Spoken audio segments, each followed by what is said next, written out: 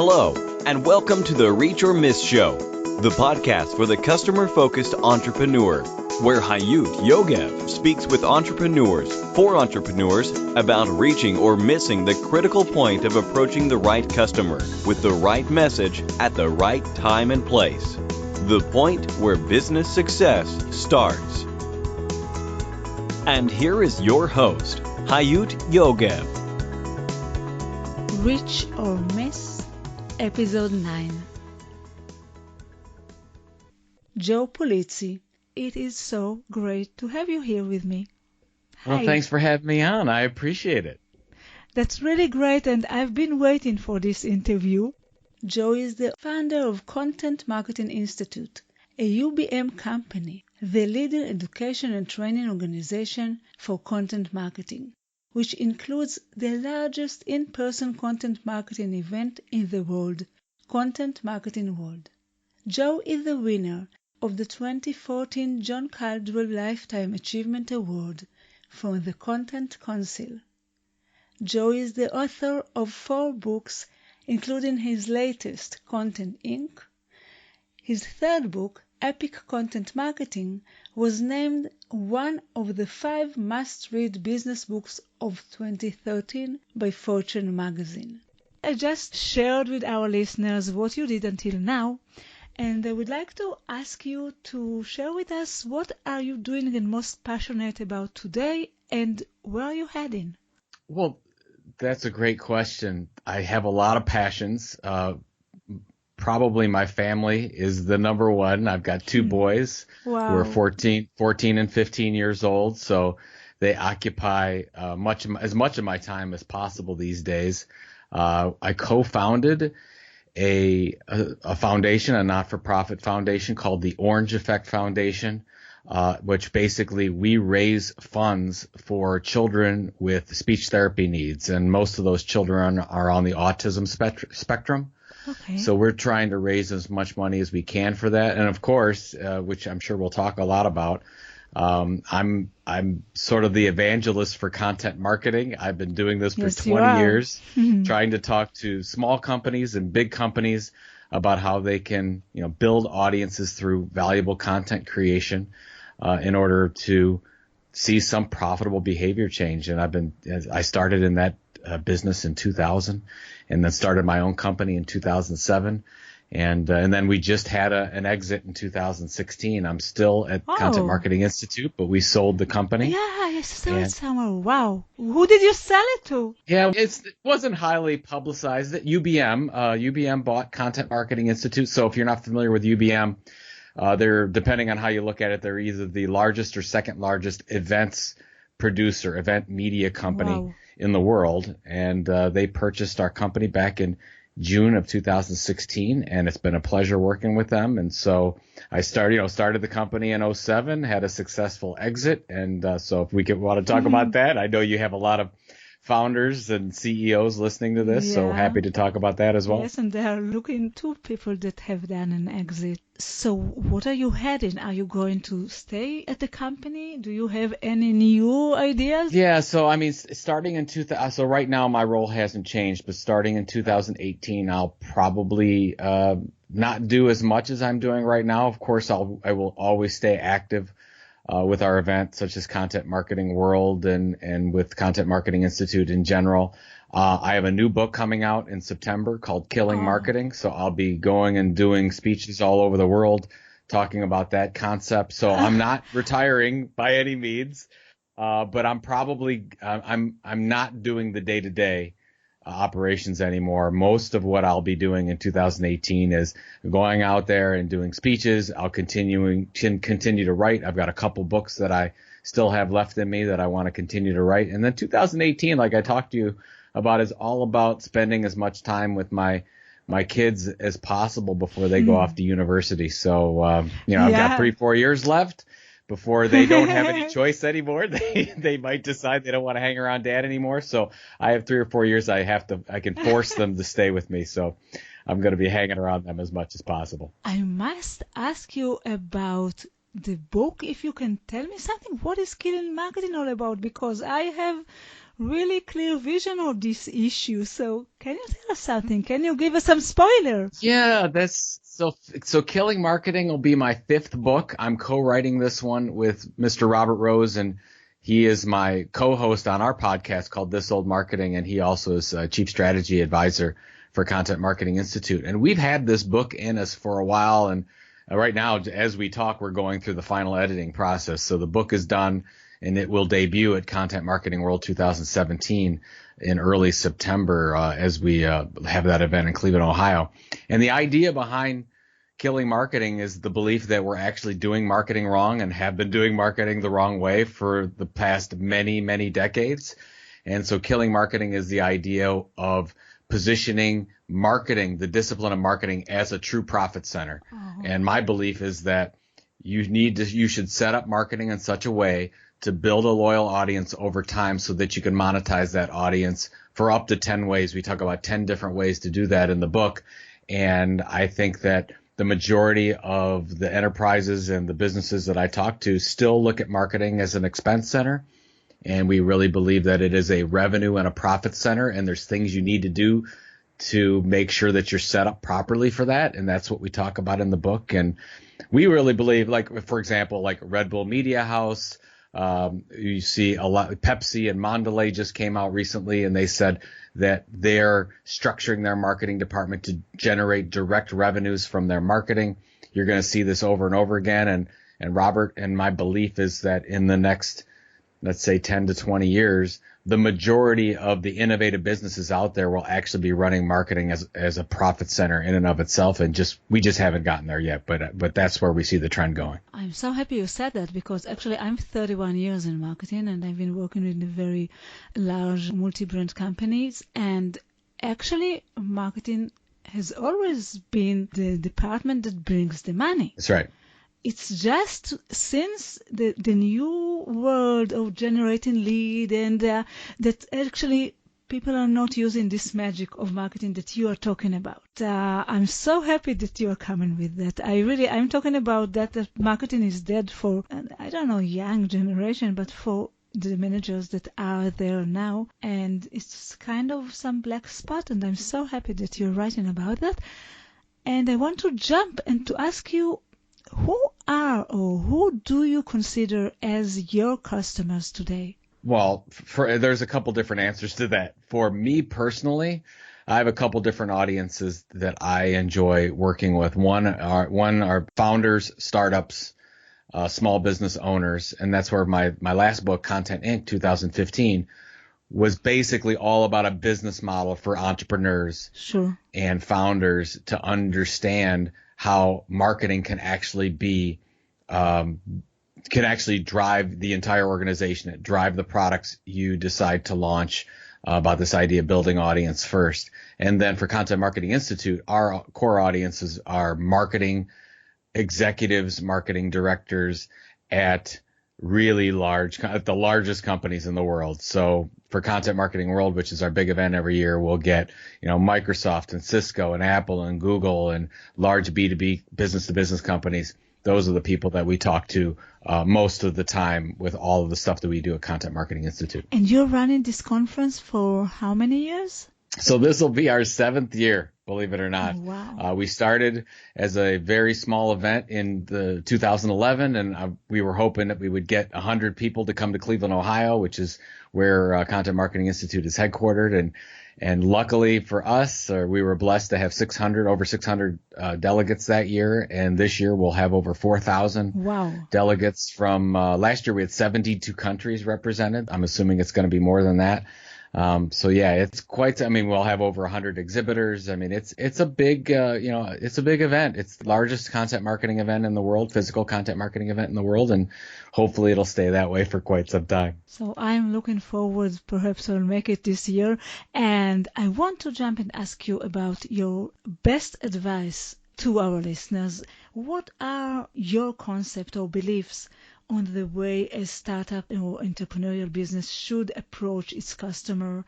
I see things a little bit differently than most of the books out there and thought leaders around the entrepreneurial space. My belief is that What most businesses do is they have a really good idea for a product or a service, and they get very excited about it, and they structure their entire business around that product or service.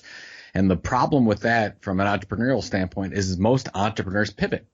They pivot their product and service. So you build up everything around this product and service, and which rightly so, you're very excited about it, but then you have to change everything. And my belief is that a better way to launch a company is around a particular audience.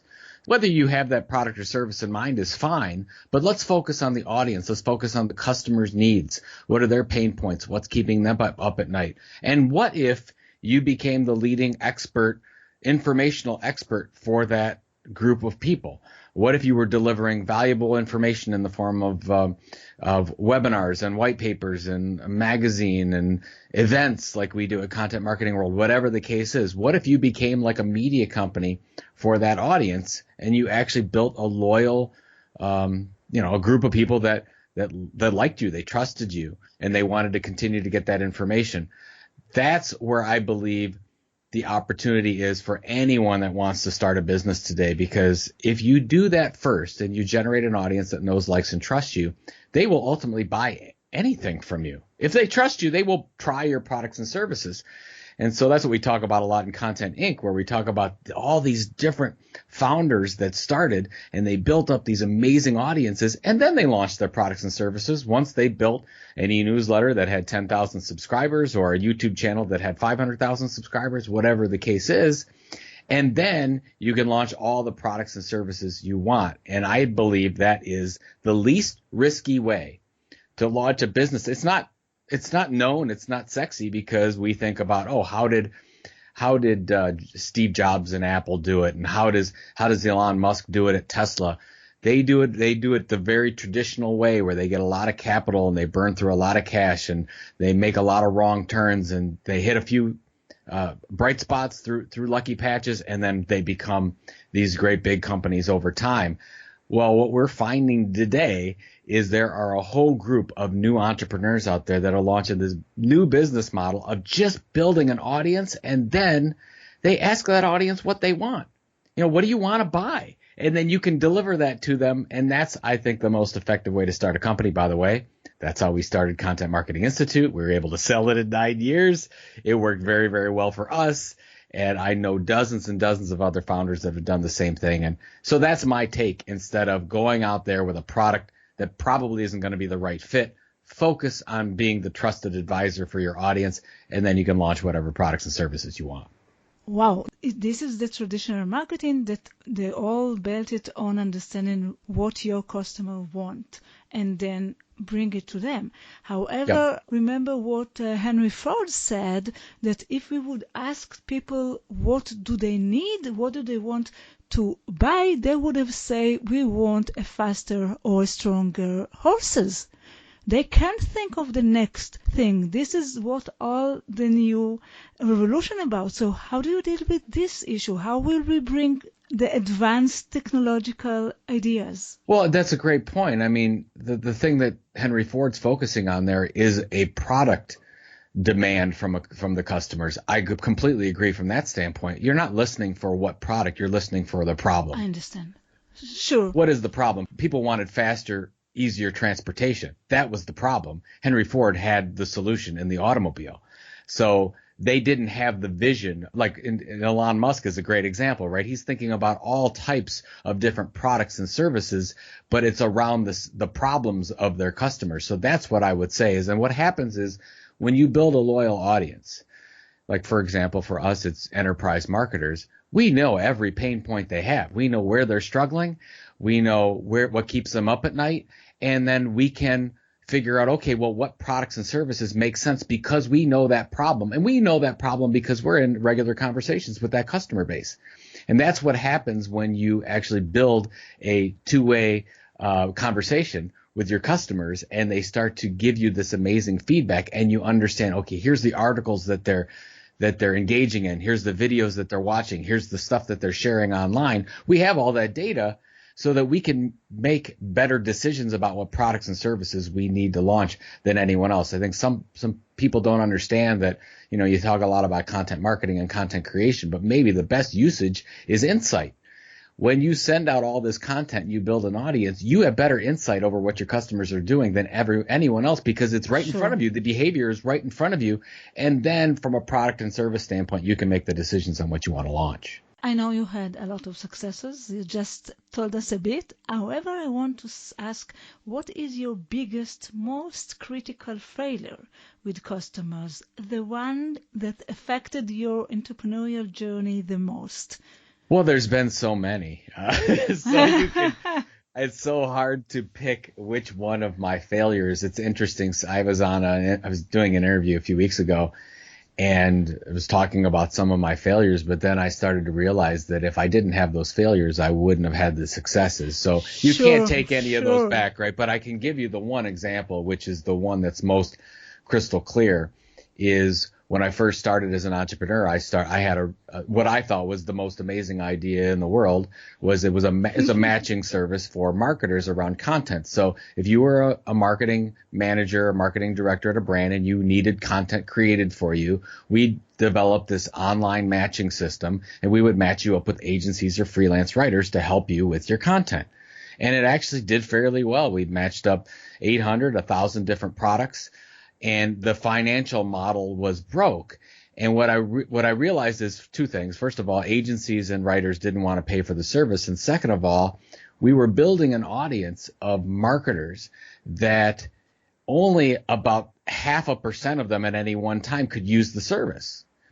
And how many people are actually actively looking out there for vendors? Most of the time, they're trying to figure out operationally how they can what kind of training, what kind of education, how do I operationalize this, all these things. They're not saying, okay, I need a freelance writer or I need an agency. So we were offering a product and a service for customers that only a very few of those people at any one time could use our product and service. It was terrible from that standpoint, and it wasn't sustainable as a standalone product.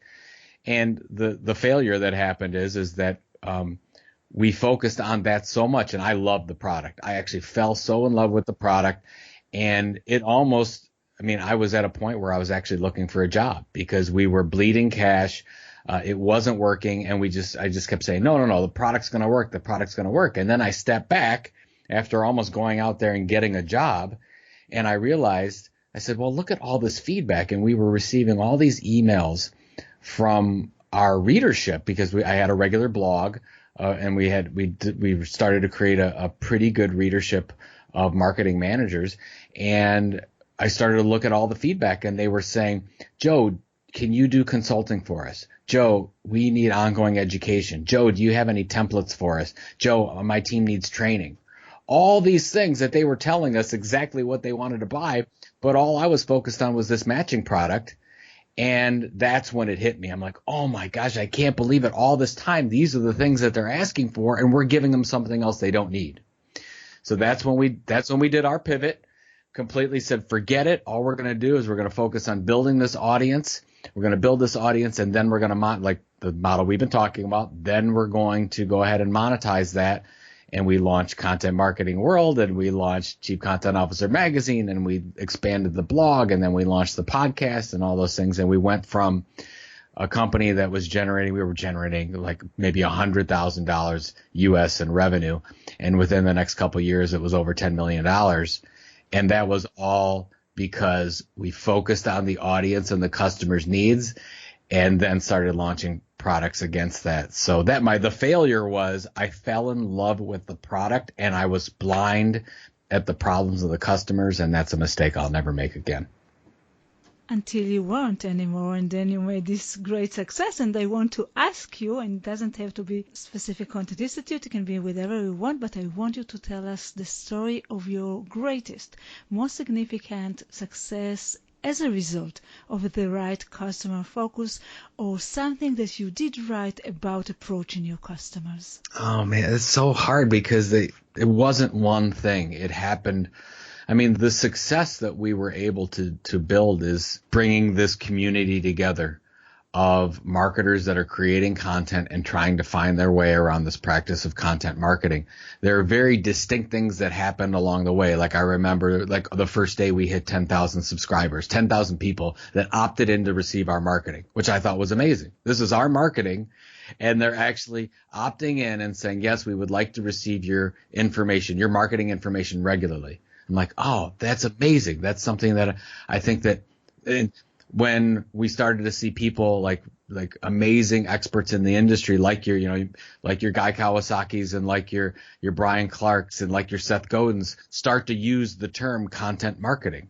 That was a phrase that we first came up with, that we started to popularize. Really? And people in like all these industry experts started to use it. And we're like, wow, this thing might actually really start to take off. There's something about this. The fact that I told you that I barely on life support as a company, but then, 2 years after that, we were able to build a, multi-million-dollar event, and I got out on stage and 600 people came to Cleveland, Ohio, of all places, and spent a lot of money to be in an event called Content Marketing World that we just created because we were listening to our customers. So those are the things that the book launches and all those things, but everything was around creating content specifically around a problem for our customers. Every one of the successes is around just answering a customer problem with information. And that's it. Absolutely. Amazing. So interesting. That's right. So can you recommend the best or most effective technological or digital tool that's related to customer focus marketing or sales? It's been happening for a long time. And if you go back before 1990, there were only 8 ways that your customers could get information. They could get it from television ads. They could get it from magazines, from newspapers, from radio, from billboards, from fax machines, those types of things. The technological advance happened along with Google and smartphones, where your customers became in control of their own buyer's journey. Sure. Where they could, your customer has a 24/7 informational device with them at all times. And what that meant is they went from the 8 ways, those 8 technologies that were available before 1990. That meant that the conversation was owned by big media companies and by brands with very large advertising budgets. And it was like that for 50 years. From 1950 to 1990, basically marketing was interruption. It was about who has the large purse strings and who can interrupt in a way and get their name out and product out in front of these customers. Today, into let's say, late 90s, 2000 and beyond, that completely flipped. And that's why we're seeing this movement into content marketing, because your customers can ignore us at will. They can ignore your advertisements. They can ignore your terrible content. Everything you're trying to push, they don't care about it. They don't care about what you have to sell. They only care about their own needs. Sure. And that's where really that's why we can have a book called Killing Marketing. That's why we can talk about these changes, because we've had to change in marketing, because we have to figure out, look, it can't just be about us. It has to completely focus on the customer or we're going to fail. So it's that combination of the technology move from the power for brands and media companies over to the consumer that changed everything. If you had to choose one tool that you should recommend our listeners to use, what would it be? Oh, I'm going to go old school on you. This is email. The number one thing that I would do if I'm starting fresh today, as we record this in 2017, and I'm like, well, what's going to carry my business forward? I would develop an audience of email subscribers that will actually want to subscribe to your email. And then from that email, that's where you will generate your product and service sales. So I would absolutely 100% focus on email. It is the audience of subscribers that we have the most control over.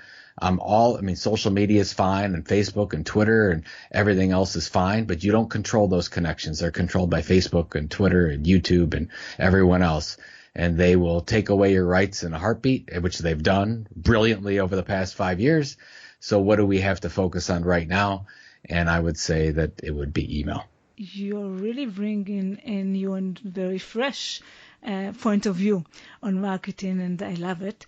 And is there any service provider, like a mentor, a consultant, an advertiser, etc., that had a major impact of your customer success and can help other entrepreneurs, or a book that you read, anyone that really had an impact on your success? Oh, there's so many. I love the 10X Rule by Grant Cardone is a great book.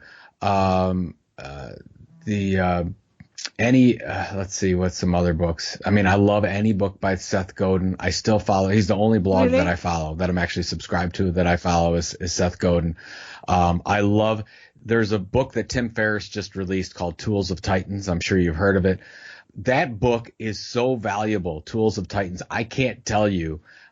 It's like 600, 700 pages. It's ungodly long, but it's very short, where he goes through basically the practices of successful people that he's interviewed over the past couple of years. It's an amazing book. So I would say that book by Tim Ferriss is incredible. And then I'm a big fan of getting ideas from books that are business related. So Stranger in a Strange Land by Robert Heinlein, fantastic book. Ready Player One, fantastic book. I would absolutely get that. So those are the types of things that I look for. Most of my ideas that come are not coming from business books. They're coming from non-business books. And we're all waiting for your book on September, you said, probably, which is Skill in Marketing. Just before I say goodbye, do you have any last piece of guidance for our listeners? The thing that changed, that helped me in my entrepreneurial journey, is I made a list, and I carry a notebook around with me wherever I go. And in that notebook is a list of my goals, my overall goals, life goals that I want to accomplish, and my annual goals that I want to accomplish, and even sometimes into quarterly goals. And I review those consistently. So if I was to make a recommendation to your listeners, it would be, if you're not doing that, to make a practice and a habit out of reviewing your goals on a regular basis, instead of getting up in the morning and checking email and getting into the day. Start your day with, what am I trying to accomplish? What do I want to do? Who do I want to be? And if you focus on that, you will do the things during the day, in most cases subconsciously, that will help you accomplish those goals at some point. So I would say, write down your goals and review them on a regular basis, and that will be a life changer for you. Love it. Really love it. And I would like to thank you so much. It has been a great pleasure having you here. And I would like to ask our listeners to share with us what they think. We would really love to get your comments regarding this interview, or any questions that you have for Joe. We will be very happy to hear them, to read them, and to answer them. So really like your feedback. And Joe, what can I say? Thank you. It has been really fascinating. Thank you for having me. I appreciate it. Thank you. And until next time, it all goes down to this. You either reach or miss. Keep reaching your goals and visions. Bye-bye. Thank you for listening to the Reach or Miss Show, the podcast for the customer-focused entrepreneur. You can find all the information, links, and resources that was mentioned at the show in our website, reachormiss.com. See you next week.